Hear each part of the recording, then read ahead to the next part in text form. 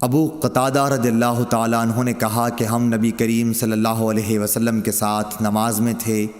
آپ نے کچھ لوگوں کے چلنے پھرنے اور بولنے کی آواز سنی۔ نماز کے بعد آپ نے دریافت کیا کہ کیا قصہ ہے؟ لوگوں نے کہا کہ ہم نماز کے لیے جلدی کر رہے تھے۔ آپ نے فرمایا کہ ایسا نہ کرو، بلکہ جب تم نماز کے لیے آؤ تو وقار اور سکون کو ملحوظ رکھو۔ نماز کا جو حصہ پاؤ اسے پڑھو، اور جو رہ جائے اسے بعد میں پورا کر لو۔ صحیح بخاری حدیث نمبر 635۔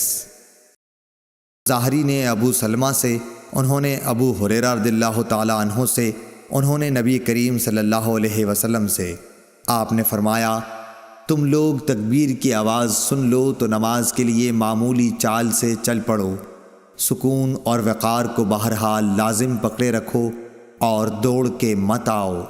پھر نماز کا جو حصہ ملے اسے پڑھ لو، اور جو نہ مل سکے اسے بعد میں پورا کر لو۔